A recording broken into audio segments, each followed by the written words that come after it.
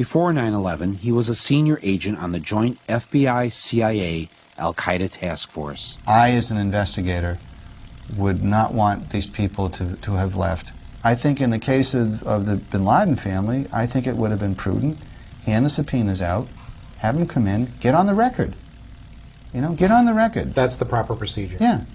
How many people were pulled off of airlines after that coming into the country who were what?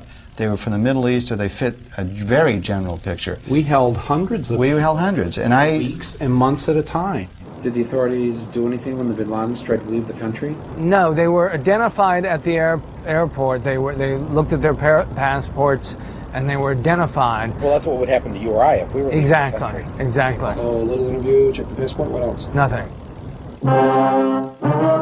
I don't know about you, but usually when the police can't find a murderer, don't they usually want to talk to the family members to find out where they think he might be? You have no idea where your husband might be. Well, if you should hear anything, let us know, will you? You willing to come downtown and give us a statement? This gonna take long. You got the time? Mine's worth money, yours isn't. Send in a bill. I asked you a question. You're here to answer them, not ask them. Now, you listen to me, cop. I pay your salary. All right, sit down. I'm gonna earn it. Yeah, that's how cops do it. What was going on here? I think we need to know a lot more about that. That needs to be the subject of a significant investigation. What happened? How did it happen? Why did it happen? And who authorized it? Trying to imagine what those poor bastards were feeling when they were jumping out of that building to their death. Those young guys and cops and firemen that ran into that building, never asked a question, and they're dead. And families' lives are ruined. And they'll never have peace. And if I had to inconvenience a member of the bin Laden family with a subpoena or a grand jury, do you think I'd lose any sleep over it? Not for a minute, Mike. No one would question it. No, it's right. Not even the biggest civil libertarian. No, it's no just, one would question it's just, you know, you got a lawyer, fine. Counselor, fine. Mr. bin Laden, this is why I'm asking you. It's not because I think that you're anything. I just want to ask you the questions that I would anybody. Right. And that's all. None of this made any sense. Can you imagine in the days after the Oklahoma City terrorist bombing, President Clinton helping to arrange a trip out of the country for the McVeigh family? What do you think would have happened to Clinton if that had been revealed? Brenda, do you know the bin Laden family? I do very well. What are they like? They're really lovely human beings. He is the only one I don't know him well, but I met him only once. What was the circumstance under which you met him? This is ironic. In mid-80s, if you remember, we in the United States were supporting the Mujahideen to liberate Afghanistan from the Soviets. He came to thank me for my efforts to bring the Americans, our friends, to help us against the atheists, he said, the communists. Isn't it ironic? No, he came to thank you for helping bring America to help him. And now he may be responsible for bombing America. Absolutely. What did you make of him when you met him? I was not impressed, to be honest with you. Not impressed? No, I thought he was simple and very quiet guy. A simple and quiet guy whose family just happened to have a business relationship with the family of George W. Bush. Is that what he was thinking about? Because if the public knew this, it wouldn't look very good. Was he thinking, you know, I need a big black marker?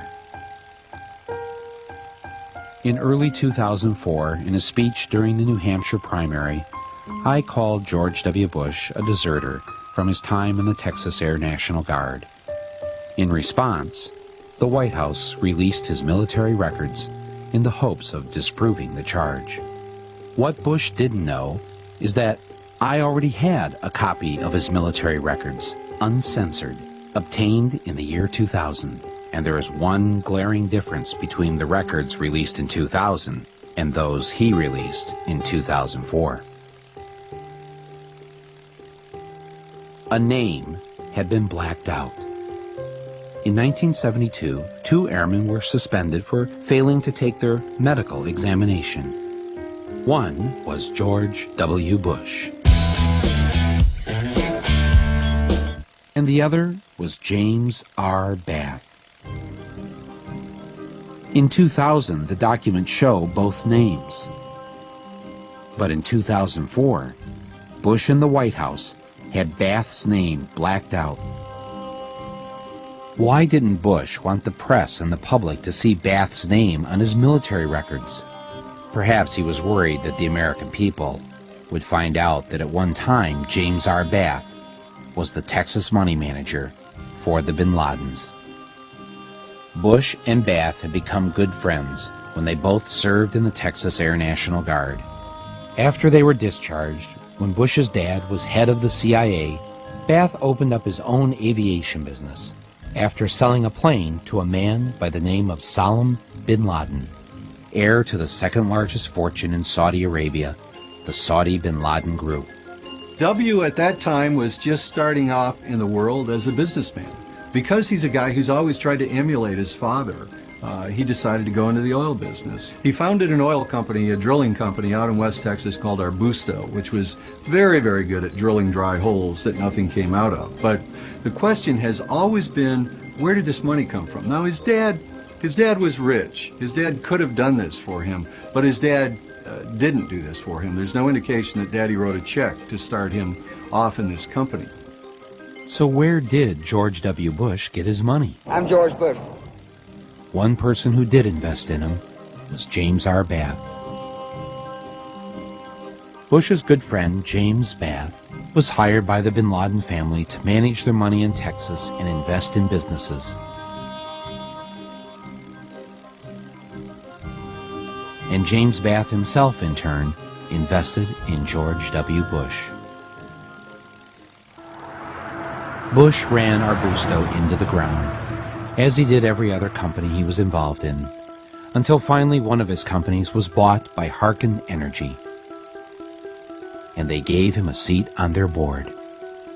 A lot of us have suspected through the years that there has been Saudi oil money involved in all of these companies. Harken, Spectrum 7, Arbusto Drilling, all of the Bush companies. Whenever they got into trouble, there were these angel investors who flowed money into the companies. So the question is, why would Saudis, who had all the oil in the world, go around the globe to invest in this lousy oil company?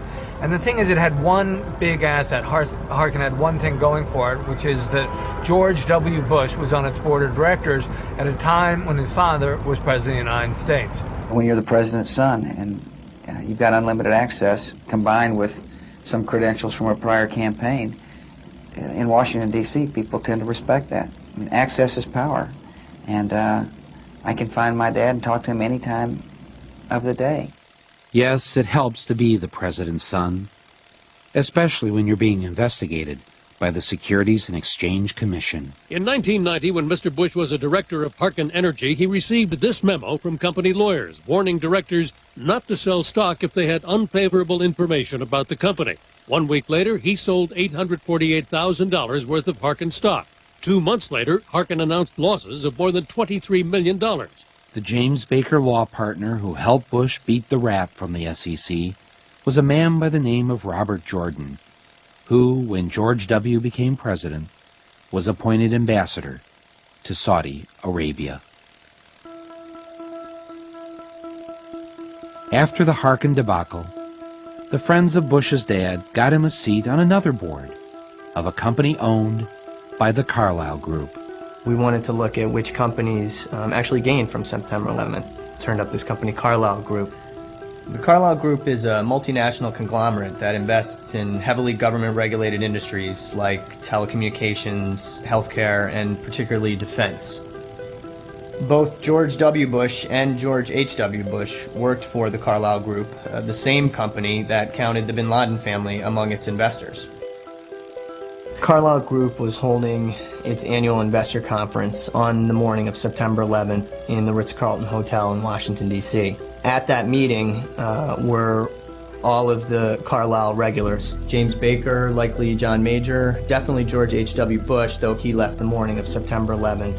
Shafiq bin Laden, who is Osama bin Laden's half-brother, and was in town to look after his family's investments in the Carlyle Group. all of them together in one room watching as the planes hit the towers, and that in fact the bin Laden family was invested in one of their defense funds, which ironically meant that as the United States started increasing its defense spending, the bin Laden family stood to gain from those investments through the Carlyle Group. Our Commander-in-Chief, President George W. Bush.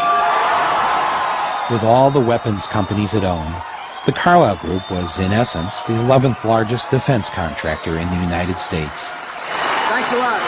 It owned United Defense, makers of the Bradley Armored Fighting Vehicle. September 11th guaranteed that United Defense was going to have a very good year. Just 6 weeks after 9/11, Carlyle filed to take United Defense public, and in December made a one-day profit of $237 million.